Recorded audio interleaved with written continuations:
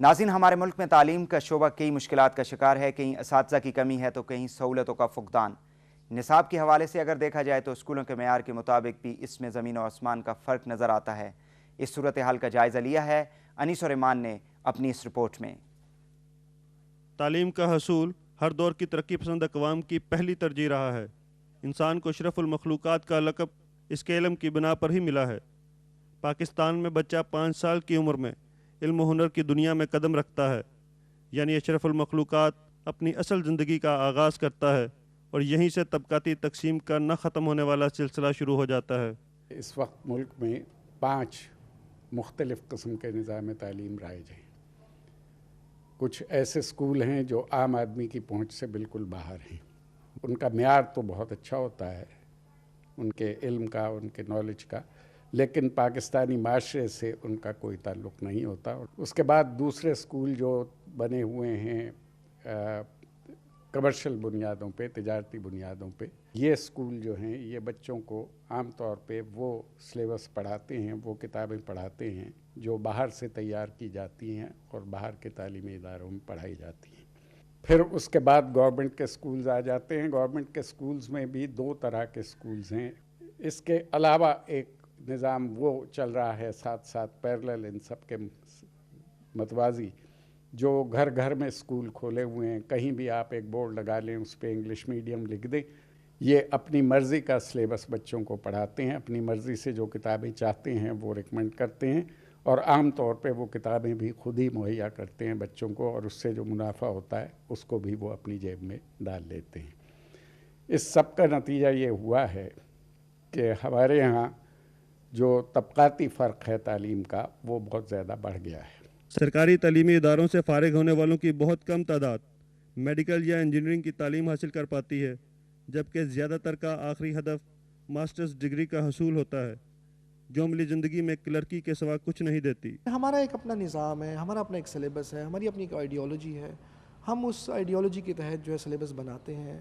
ہم چاہتے ہیں کہ بچے میں پیٹریوٹزم، اس کو اسلامک ہسٹری کا بتائیں، پاکستان ہسٹری کا بتائیں، اچھا وہ شہری بنے۔ ہمارے جو وہاں پر ریسرچرز بیٹھے ہوئے ہیں، جو ریسرچ جو کر رہے ہیں کریکولا ونگ کے، جو R&D کا کام جو ہو رہا ہے، وہ سلیبس تیار کرتی ہے فیڈرل گورنمنٹ، اور ہم ایک آئیڈیالوجی کے تحت جو ہے ہم کراتے ہیں۔ لیکن اس کا یہ ہرگز مقصد نہیں کہ ہم پیچھے رہ جائیں اور ہم ماڈرن جو ہیں وہ سلیبس نہ کریں گے۔ بالکل ہم لے کر آئیں گے۔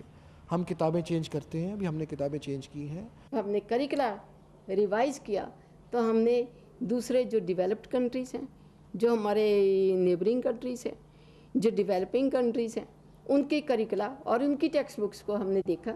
دیکھنے کے بعد اپنی کتابوں میں جو ڈیفیکٹس تھے، اپنے کریکولا میں جو ڈیفیکٹس تھے ان کو ریموو کیا، اور اپنی کتابوں کو ہم نے لیٹسٹ ٹرینڈز جو ہیں، انٹرنیشنل ٹرینڈز جو ہیں کتابوں کے رائٹنگ کے، ان کے مطابق ان لائنز پر ہم نے لکھا ہے، کتابیں جو ہیں ڈیولپ کی ہیں۔ اور آپ دیکھیں گے کہ ہمارا آج جو انگلش میڈیم کا بچہ ہے وہ بھی وہی کتاب پڑھ رہا ہے جو کہ ہمارا اردو میڈیم کا بچہ پڑھ رہا ہے۔ ایلیٹ کلاس یعنی حکمران طبقے کے بچوں کے لیے اسکول اور کالج بھی علیحدہ ہیں، اور ان میں پڑھایا جانے والا سلیبس بھی مختلف۔ ادارے کا ماحول اور طریقہ تعلیم ایک علیحدہ دنیا کا نقشہ پیش کرتا ہے۔ ان کے ادارے انگلینڈ اور امریکہ کی کس درجہ کی یونیورسٹی سے منسلک ہیں، اس کا فیصلہ بھی ایلیٹ کلاس میں ان کی حیثیت پر ہوتا ہے۔ سرکاری اداروں اور ان اداروں میں پڑھنے والے بچوں کے خواب بھی ایک دوسرے سے مختلف ہوتے ہیں۔ پڑھ لکھ کے آپ بڑے ہو کے کیا بنو گے؟ فوجی۔ فوجی کیوں بنو گے؟ میں اپنے ملک کی حفاظت کروں گا۔ فائنینس منسٹر بننا چاہتا ہوں۔ اے لیولس کے بعد ایڈمیشنز کر رہا ہوں، ٹرانسکرپٹ بھیج رہا ہوں اپنی باہر فارن ایڈمیشنز کے لیے، انگلینڈ میں، امریکہ بھیج رہا ہوں انشاءاللہ۔ تو اب انجینئرنگ کا شوق تھا شروع سے، تو انجینئرنگ میں ایڈمیشنز کرانا چاہتا ہوں میں اپنی۔ باہر سے ہی کریں گے؟ اصل میں نے دیکھا یہ ہے کہ جو باہر سے ڈگریز لیے جائیں وہ پاکستان میں بڑی کامیاب ہوتی ہیں۔ 2 بچے اپنا مقابلہ ایک دوسرے سے کریں گے، اور اس میں وہ یہ دیکھیں گے کہ کچھ بچوں کو ہر قسم کی میسر آتی ہے، ان کی کتابیں بھی بہتر ہیں، ان کی سہولتیں بھی ان سے بہتر ہیں، تو یقیناً وہ ایک احساس کمتری میں مبتلا ہو جائیں گے، جو کسی طرف بھی جوانی میں یا بڑے ہونے کے بعد اس کا رخ بدل سکتا ہے۔ جو والدین اپنے بچوں کو سرکاری اداروں میں تعلیم دلانا نہیں چاہتے اور ایلیٹ کلاس کے اداروں میں جانا مشکل ہو، تو ان کے لیے ایک علیحدہ کھچڑی تیار کی جاتی ہے۔ گلیمر اس فلسفہ تعلیم کا بنیادی نقطہ ہے۔ Glamour is every thing. Teaching میں بھی اگر آپ چاہ رہے ہو تو ٹیچر ان کو پلیزنٹ سی چاہیے، ایسی ٹیچر چاہیے جو بچے کی پرسنالٹی کو ریفلیکٹ کریں۔ ٹیچر پلیزنٹ ہوئیں گی، کانفیڈنٹ ہوئیں گی، اسپوکن بہتر ہے، نالج اچھا ہے، تو ڈیفینیٹلی بچے میں وہ چیز ٹرانسفر ہوگی۔ باہر کے ممالک میں چھپنے والی مختلف قسم کی کتابیں اکٹھی کر کے بچوں پر لاد دی جاتی ہیں۔ پرائیویٹ سیکٹر میں کوئی پوچھ پرتیت نہیں، اسی پوچھ پرتیت کو ہم لانا چاہتے ہیں۔ ہم نے آلریڈی مانیٹرنگ کروائی ہے، میں نے اس کی ایک ریگولیٹری باڈی میں نے جو ہے بنائی ہوئی ہے، لیکن میں بڑی محتاط انداز میں آگے بڑھ رہا ہوں۔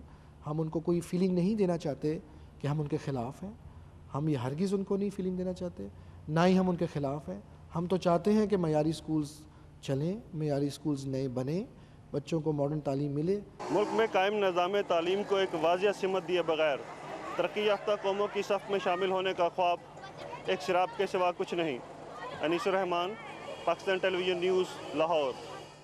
صحت مند جسم